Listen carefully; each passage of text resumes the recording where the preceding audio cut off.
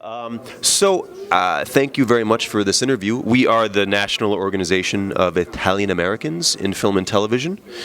Can we just start by you telling our audience what your motion picture here is about? Well, my film is called Twin Flower. Twin Flower is a story about innocence, and is a story about the loss of innocence and the sort of fight to conquer innocence again. And the protagonists are two kids. He's an illegal immigrant, and she's the daughter of an immigrant trafficker. So they're two people completely different from each other. They've got nothing in common. They're two worlds apart. But when they meet, they can't do without each other. They struggle to be together and to, conquer the right, to have a future like all the adolescents should have. And they're chased by this very mean guy, who's kind of it's the ogre of the dark tale. But mostly it's the story of an encounter. It's a story of a friendship that becomes love, and it's the story of whatever you think is too different from you. Sometimes it's a good thing, and differences can, make you richer rather than, poorer. Differences don't. Differences are good and don't take anything away from you. So I put two people who are completely different together, and something beautiful, happens. It's amazing that you say that, particularly here in New York City, particularly here in the States, where we're perhaps the one universal country in the world in the sense that no one has their ethnic roots in this. We're all immigrants, maybe not undocumented, maybe not illegal. And we're obviously here going through a very, very sensitive time regarding immigration policy, people that are already here, children. The world is going through sensitive times, and somehow it's a cycle. History goes into cycles, and sometimes you go forward, sometimes you go backwards. But when it happens to a big country that has a strong influence, then it's like a wave that hits, other countries. But I want to hope that it's part of those, historic cycles that if you study history, you know that it happens, especially when people are poor or unhappy.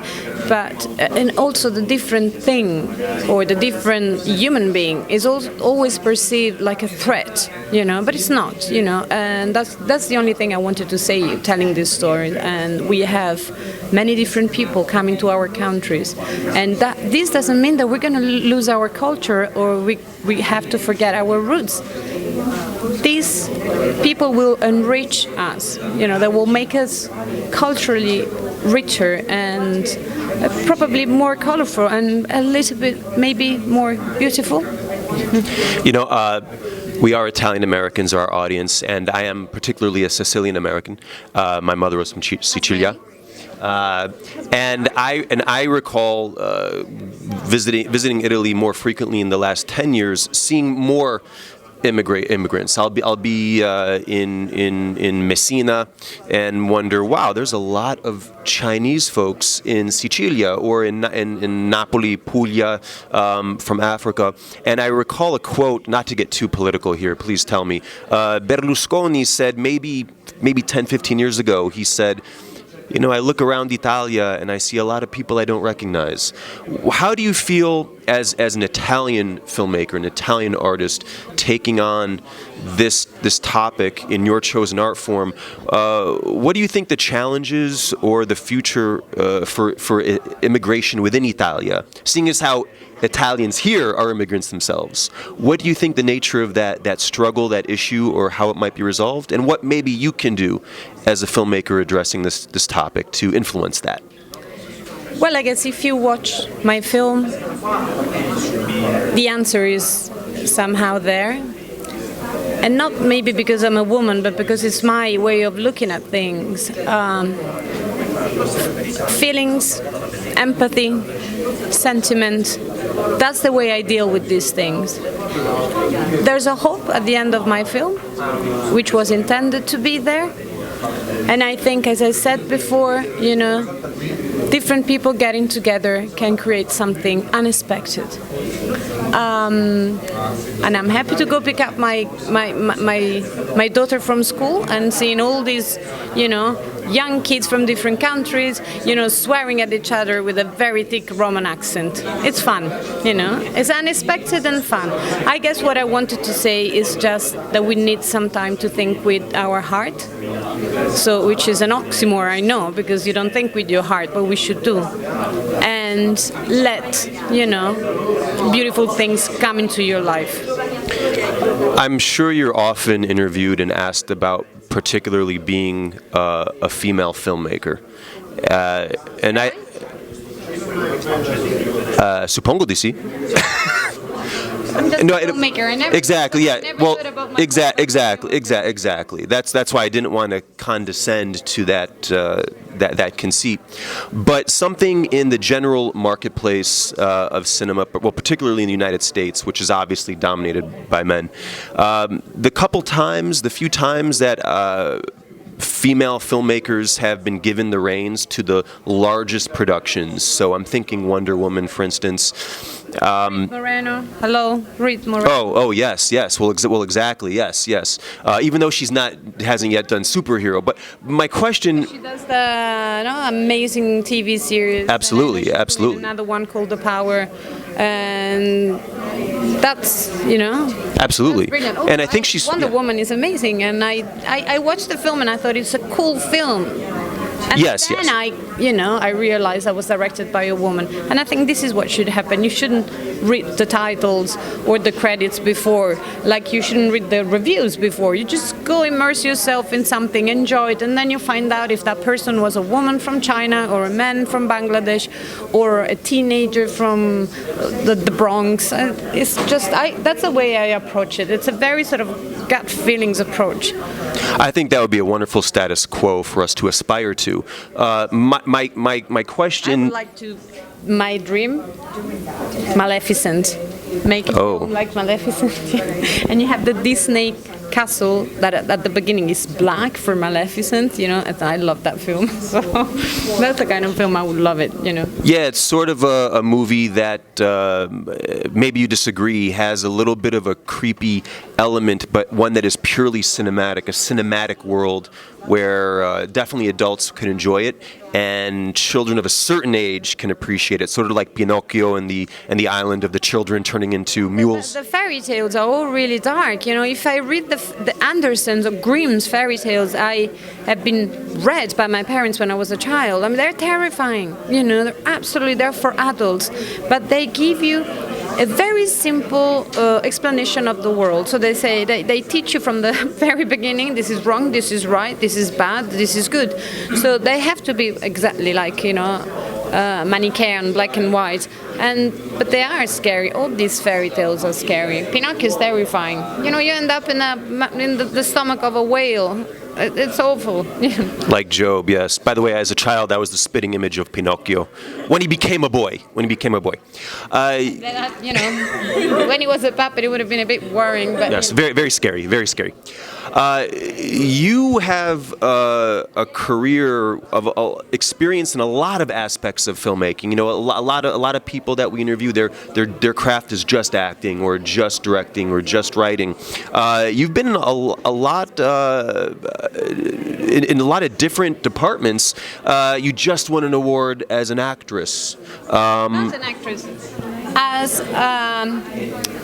director of stop motion animation. That's what I thought, but we were informed that it was an acting award. No. But animation. I had actors dubbing my puppets. No, it's a short film done with the technique of stop motion that was at the Venice Film Festival. Yes. And then it got the Nastri d'Argento as best animation 2019 yesterday morning. So animation. You're directing live action animation. How did you get into cinema, first of all? What aspect of filmmaking in any of those departments first attracted you to it? And what was your journey up through becoming more specifically prominent as a director?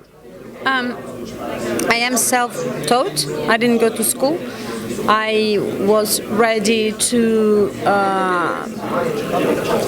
go towards a diplomatic career, because that's what I've studied, international political science, and then... As did I. Yeah. Fantastic. See, look at how we ended up. And then we ended up at Open Roads. Okay.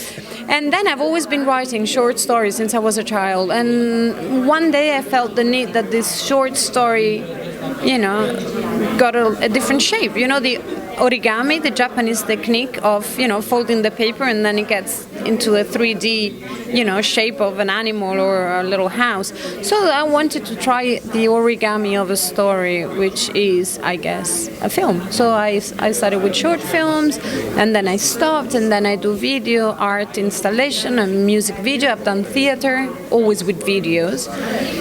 And then, films. And then 5 years ago, I thought, I love stop motion, I want to try. And I tried like in a very, very humble way, because I was just an amateur, and I shot this film called Toilets, and it's about an old lady who's been working her entire life in the same public toilets, and every time somebody puts a coin in her saucepan, she has a dream of what she can do, with that.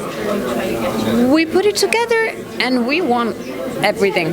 We opened many important festivals in America, and we got nominated to the award I won yesterday. So it was the nomination, and with my character designers and animators, and we were super happy.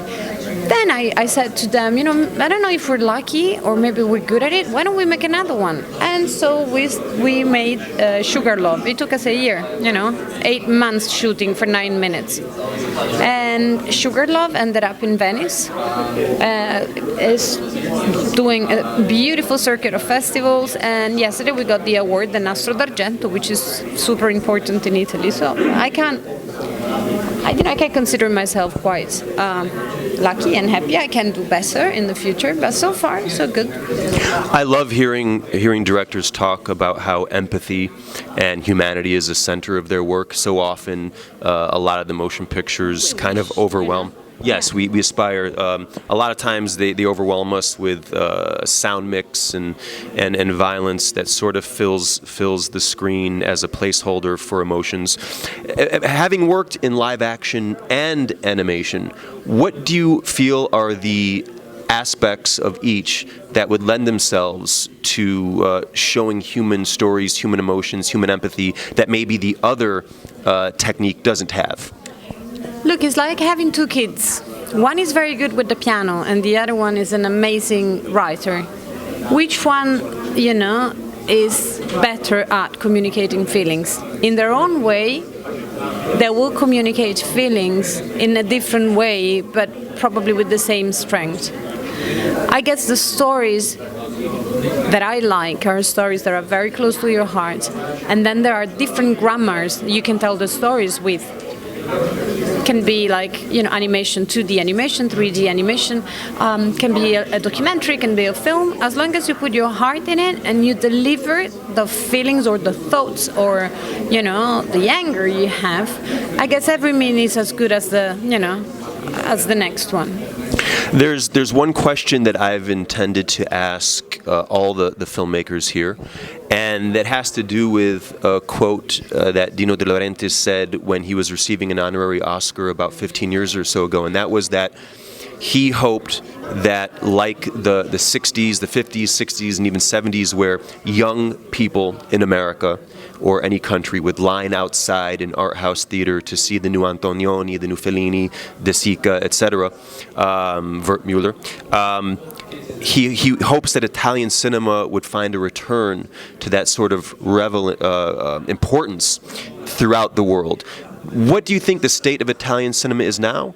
How do you think? What do you think the challenges are to meeting the goal and hope that he had, and what can you do to help that, particularly with your work and your vision? I don't think I can answer what can I do? I'll do my best, and we'll see what happens. But I guess the Italian film industry is very healthy at the moment.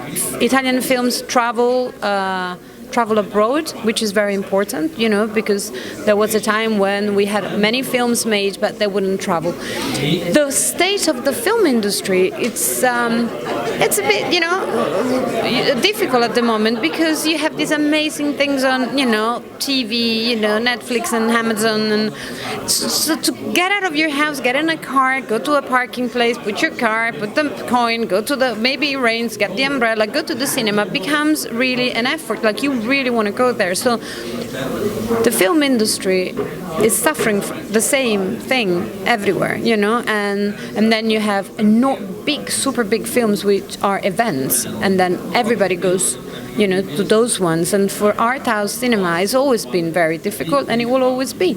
But we're stubborn, so we keep insisting. We you know, we have a very hard wooden head, you know, as we say in Italian. Testa dura. Testa di legno, esatto. Legno. Teste dure, and Testa di legno, testa dura.